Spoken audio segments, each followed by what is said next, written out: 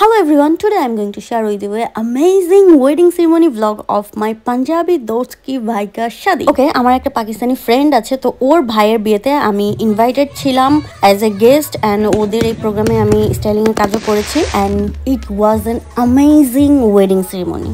তো day 1 mehendi program ছিল, আমরা ভেন্যুতে চলে যাচ্ছি। পাহাড়ের ওপরে একটা রিসোর্ট নেওয়া হয়েছে এবং আজকে পুরো প্রোগ্রামটাই ইনডোরে অ্যারেঞ্জ করা হয়েছে। এখানটা খাওয়া দাওয়া হবে and it looks so aesthetic.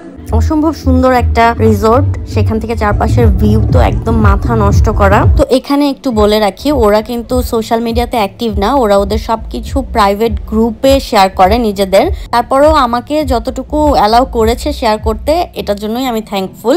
তো ওদের প্রাইভেসির জন্য আমি ওদের ফেসগুলো কভার আপ করে দিব পুরো ভিডিওটাতে। তো আমরা সবাই মিলে মোটামুটি একটু নাচানাচি করি, একটু এনজয় করি, ফটোশুট করি। এর মাঝে খাওয়া দাওয়ার জন্য ডাক পড়ে, আমরা বসে পড়ি। তো এখন শেয়ার করব মেহেন্দিতে আমরা কি কি খাওয়া দাওয়া করলাম। ফার্স্টে আমাদেরকে ফুচকা দেওয়া হলো, সাথে ছোলা, আলু, টমেটোর পুর এবং রায়তাটা ম্যান্ডেটরি, ওদের সব খাবারের সাথে রায়তা থাকেই। সেই সাথে ফ্রেঞ্চ ফ্রাই এবং চিকেন পাকোড়া চলে আসলো। এরপর দেওয়া হলো চানা চাট এবং সাথে আরো বেশ কিছু ফুচকা। এর কিছুক্ষণ পরে আবার চলে আসলো পেশোয়ারি বিরিয়ানি।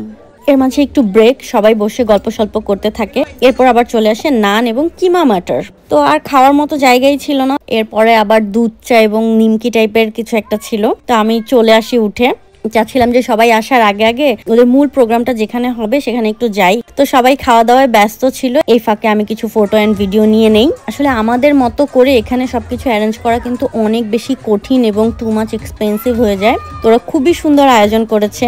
বিদেশে বিয়ের আয়োজন করা কঠিন হলেও বিদেশ থেকে ট্যাপ সেন্ডের মাধ্যমে দেশে টাকা পাঠানো কিন্তু খুব সহজ, কারণ এই অ্যাপটি দিয়ে টাকা ট্রান্সফারে কোনো এক্সট্রা চার্জ বা কমিশন লাগে না। UK, USA, UAE, Canada, Europe, এমনকি এখন অস্ট্রেলিয়া থেকেও ট্যাপ সেন্ডের মাধ্যমে দেশে টাকা পাঠানো যায়। ট্যাপ সেন্ড অ্যাপে ব্যাংকের পাশাপাশি বিকাশ, নগদ, রকেট, এমনকি ক্যাশ পিকআপের মাধ্যমেও টাকা পাঠানো যায়।